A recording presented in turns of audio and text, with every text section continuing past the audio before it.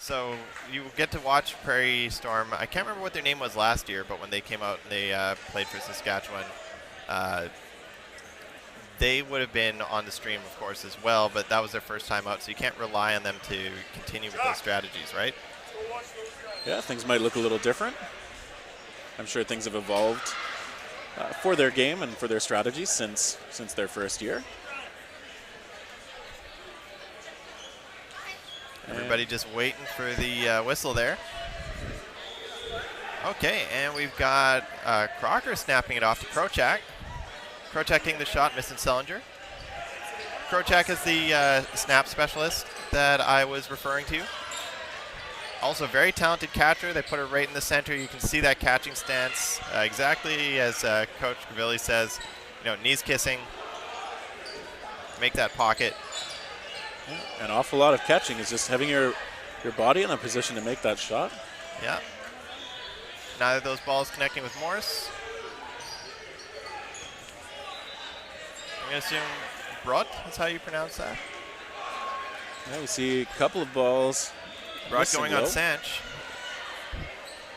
Sanch with the softball windmill shot. Looks like they're passing it off to Collins in their left wing. We do see a fair number of women from a competitive softball background. They sport that windmill throw.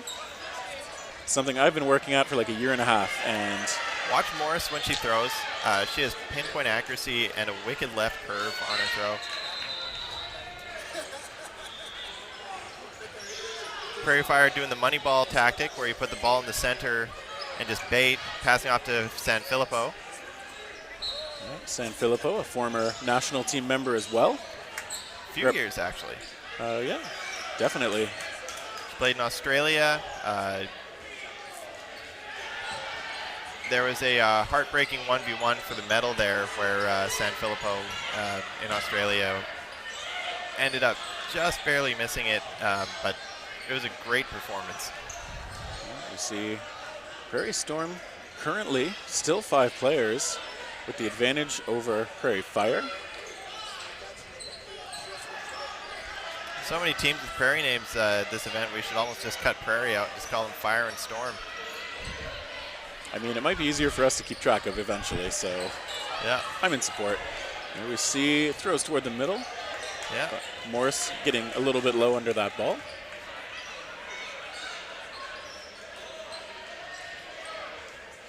And now we see, ooh, that pop-up could not be caught. So leaving just Collins and Morris there for Prairie Fire against 4 players from Prairie Storm. See some good active faking of that windmill throw, which, as you said, she's shown she can put it on target with a bit of curve. So something players are going to notice as well is that the women's lines are in a little bit further. So if you're wondering why the ball retrievers are coming up a little bit closer, why the players aren't going as far back, it's because the women's court is actually a 50-foot length rather than 60. Yeah, so we have that extra blue line, which indicates the boundary for the women's match. There's also a red line a little bit in front of that, about 5 feet. Ooh, I think it looks to me like number 11 there is out of bounds, but perhaps did not get spotted by the official, so Sandbergen's still in. Yeah, that red line, though, a little bit in front of the women's line is kind of the warning for them, 5 feet before they get to the back. Ooh, nice shot. See what I was telling you about there? Morris just with pinpoint accuracy on her throws. That's what she brings to the table. And she puts a lot of spin on them as well, which can make it harder to block. Sellinger letting go, but getting hit in the exchange. Yeah, Collins there. Nice shot, solid release. Smith Nelson, a bit of a every time they throw, Collins takes that shot. Yeah, those counterattacks, one of the higher percentage ways to connect with your target. It's much harder to defend. Ooh. Interesting. That was almost like a discus throw. Did you see that? Yeah, like a full arm extension. That one going a little wide. Morris playing it nice and cool, not wanting to give up her last ball. And Smith Nelson with that that one being throw. great on target. Oh, Morris, they're not doing the windmill. It was almost like a sidearm there. Yeah, so that's a fairly close first point. I have to say, I do have one concern about the Prairie Fire jerseys is the gold on the numbers can be a bit hard to read. Luckily, I know the players personally, but I would struggle if I was trying to read the numbers off the jerseys there. Yeah, it's not easy.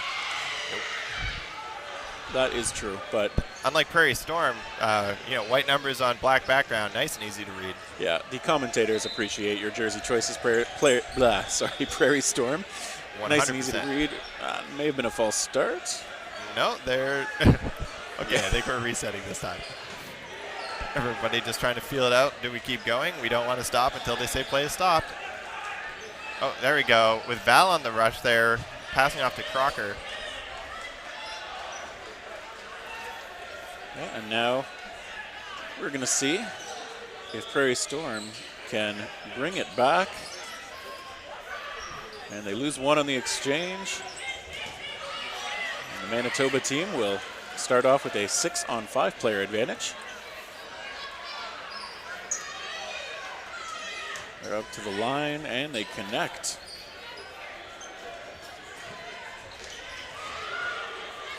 There we go. Captain Amanda First there calling a target.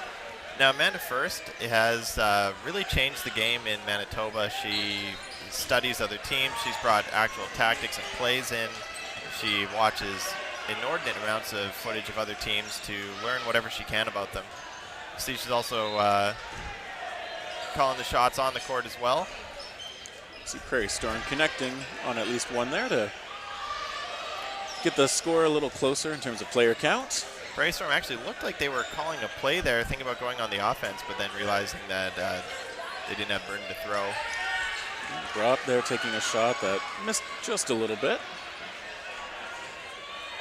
Now Prairie fire back up to the line. See Smith Nelson trying to play defense, but Brock is hit out regardless. Yeah. Smith Nelson showing well today. Throw going a bit wild as well. Antoine with nice blocking there. Crocker sweeping up behind her.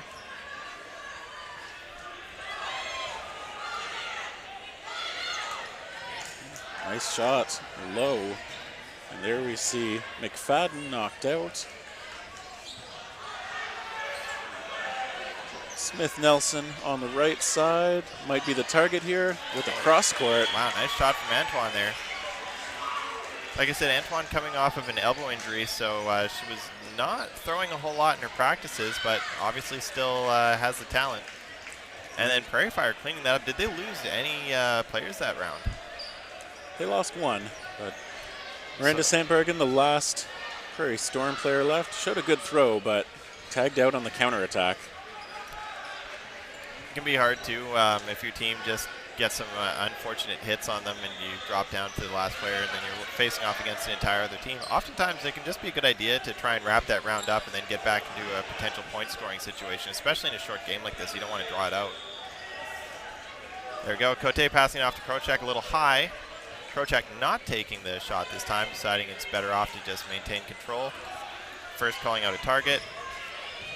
A little harder to take those shots when the pass back isn't clean, but Sanfilippo there. A big intimidating throw that misses, but Sanfilippo also incredible at blocking. That's always been one of her major talents.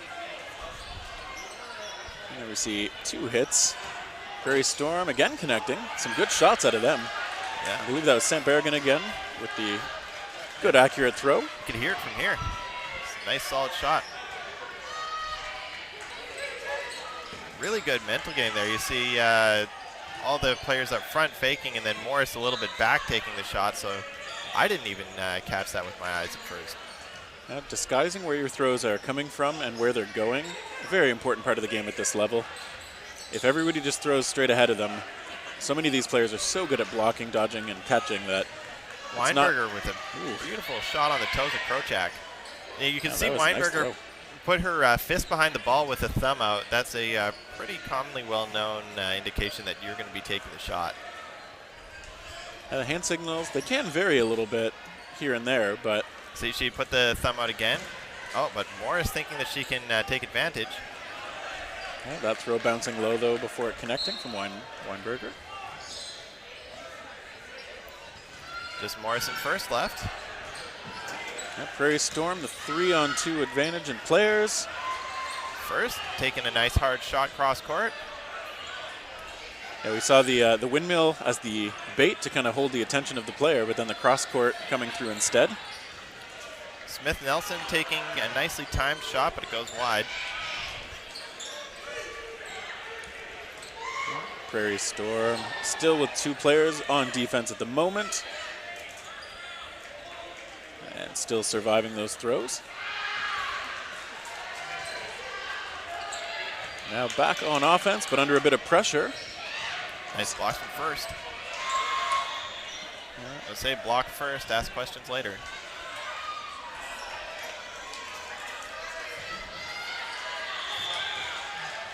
And play just kind of getting reset back to the back lines. I think the refs instructed the players to go back. Not sure what the reason was, but whenever the refs do call for the play to stop, everybody's going to have to go to the back line. Ooh, and there we see first tagging out Smith Nelson on the other side. Morris trying to dodge as best as she could within the lines and managed to stay within them. It's like coloring, you got to stay in the lines. Weinberger just getting hit out. McFadden, I think, still alive there. Yeah, she took a risky shot. Oh, and she connected on first. Yeah, moving to the one-on-one. Ooh, she's getting a little aggressive with the balls. And leaves herself defenseless, though. Yeah. You can't leave yourself defenseless against a player with a very accurate shot, because they're going to put it wherever they want. And you need to be able to have something to defend on that, or incredibly strong dodging skills. And even then, whether you get a good read on their shot or not, it's up in the air as to if you dodge in the correct direction, because what a lot of people don't understand is oftentimes you are just picking a direction and dodging because you don't know exactly where that person's trying to lead you. At the same time, though, I think you have to think about what your game is and how you feel like you might have the best chance of winning a one-on-one, because if you think your best chance is throwing at someone, it may be worth your time to take those shots, commit to a dodge or a catch later, but just give yourself as many chances to take those shots as you can. I absolutely agree. If you're facing off against a player that you know can tag you out, sometimes the best thing to do is just go on the offense and hopefully, even if they've got a ball, catch them off guard, put it past it, because every time you're throwing, they're not necessarily going to be responding, right? They're going to be on the defense. They're going to be trying to use their ball to protect. So I agree. Getting aggressive is oftentimes a good strategy when you're against a solid player on the other side. And now Prairie Fire going to try and continue their strong start, although off the rush they lose a body. But it was a trade, so I'm sure they're not too unhappy about it. Collins aggressively faking there to keep them off of that ball. Crocker too. Yeah, the ball on the Prairie Storm side does count in terms of determining which team has the shot clock against them, but it looks like they are able to claim that ball eventually. Yeah, looks like Sanch getting in there, taking the ball on the right wing, providing protection to Morris. Prairie Storm throwing over to that right side. Not quite connecting, though.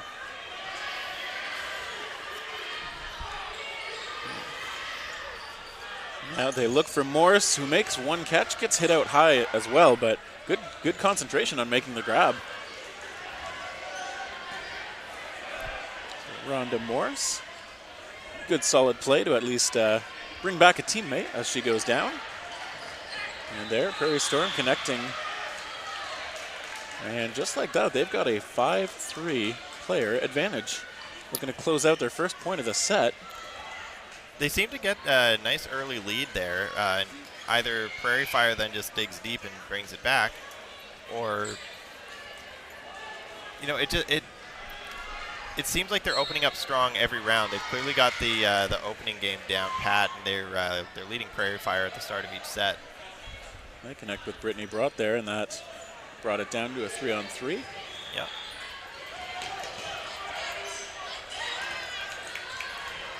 A couple of shots. They're playing it aggressively and with some confidence from Prairie Storm. Certainly, I would expect that at least at this style of dodgeball, the Manitoba women, very experienced. Yeah, in Manitoba they play with nets year-round, so there's no switching from walls to no walls. Great shot from San Filippo there. That's leaving just, I believe that's Shishchuk. Last player standing. That shot blocked. Right on target, though. It's where you want it to be. Now, every time she moves, you notice she gets 2 players motioning at her.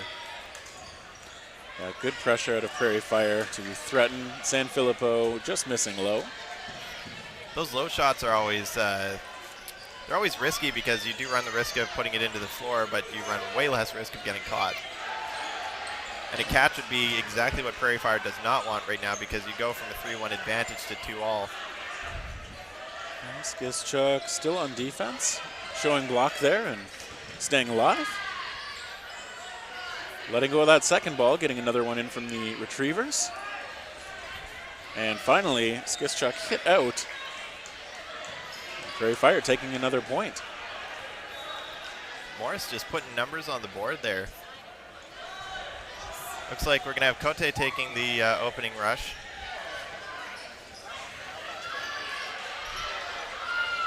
I don't think we're tracking stats in terms of like shot accuracy live or anything like that, but Morris showing some really good accuracy so far. That's what she's known for.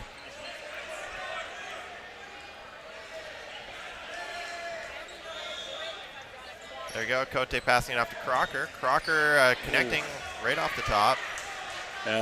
Rhonda Morris getting hit up high. She got hit up high when she made the catch on the last point as well, but she looks to be okay. There we see a shot as well. Yeah, Brutt getting knocked out there. That good accuracy again from Prairie Fire. It's one of the things that you really have to work on in this style of play, because you don't get that ball back unless you hit a player. Right? You notice that ball rolling right back to them because a human being is much more solid than a net. Sokolan getting hit out as well.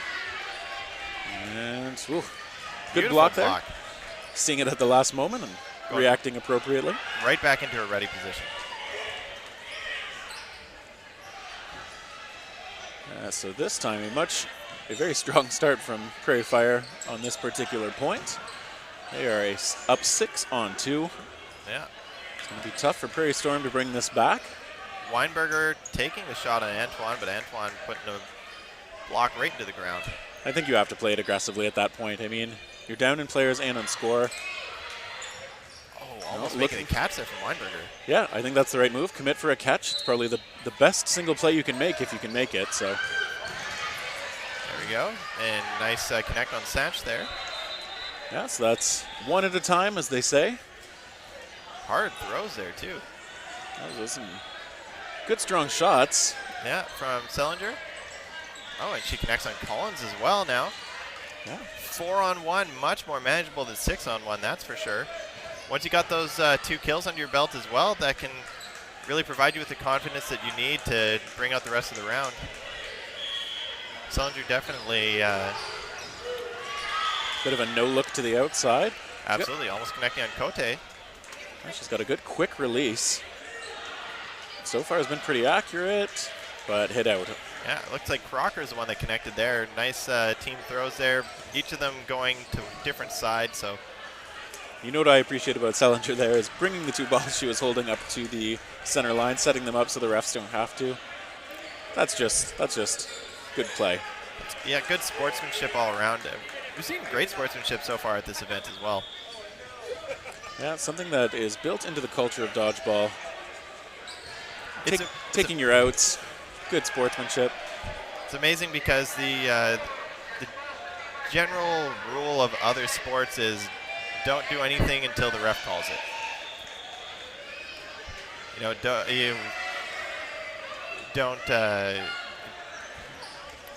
in dodgeball you see players coming from other competitive sports and saying, oh, wait till the ref calls it, and that's not how we do it around here. Oh, wow, look at that catch there. That was gorgeous from Shishchuk. Yeah, tracking that down as it popped up off her own body. Great play, good concentration. Antoine going underneath the ball there. That's a Prairie Storm again with that small player edge early in this point. First in San Filippo, calling it. Oh, wow, a double hit there from San Filippo. Yeah, Smith, Nelson, and Morris knocked out. It's a good low block. And the ref's saying that connected, so. The ref's reality is reality. They've got a pretty good vantage point from where they are down on the court. You see Krochak just in that ready position, looking for the catch. Good connection there. Nice hard throw there. We're seeing some great throwing mechanics from Shishchuk. Yeah, that one was on the money as well, although blocked. Yeah, great jumping block from Kote. First pointing at a target. I like it. Make them worry. You see staggering the releases of those throws, but not quite managing to find their target. Sanfilippo on first talking. Guarantee you Sanfilippo will be the one throwing. Oh, both of them do, connecting right on the back of Sinclair. Yeah, but Prairie Storm still with 3 players and 3 balls. Yeah, Prairie Fire managing to even it up a little bit, but like I was saying earlier, Prairie Storm seems to take the lead in every set. Yeah, they definitely have some strong arms, and they've shown some pretty good catching as well. I feel like you can see they're still not quite as comfortable with the style of play as Prairie Fire, but they're still showing pretty well. Oh, and they connect on that one, and again. Wow, those are some beautiful throws there from Sandbergen. Nice and hard too, getting aggressive. Sanfilippo, no stranger to pressure. Yeah, keeping herself inbounds on the low dodging there. When she winds up, her throw is as intimidating as any I've seen in dodgeball. That's for sure. She consistently holds the record in Manitoba for hardest female throw. Typically a smidge over 100 kilometers an hour. Yeah, a very confident player on the court. You can see yeah, the ease in her body language here as she faces down 3 members of the opposing team. There's that strong blocking. Yeah. With 2 balls, she is nigh impossible to hit. Going for Sandbergen, you can tell she wants to take out the strong thrower, but she's still going to have to deal with Shishchuk, who has been demonstrating some great throwing ability as well. Yeah, it looks like she got her on the blocking arm, so. Now, something I've noticed from, I'm sorry, I was just getting caught up in the play. Something I've noticed from McFadden previously. Oh, are we is this sudden death? I do believe it is, so that means time has expired. 1v1 sudden death. This is my favorite type of dodgeball to watch. And this is a chance for Prairie Storm to get themselves on the board. Yeah. Oh, Sanfilippo looking for the catch. Right on the fingertips, though. You know what? They had enough of a lead. You can go for that. But in those positions, oftentimes in sudden death, the throw is the safer play. But if you think you got a catch, you got to go for it.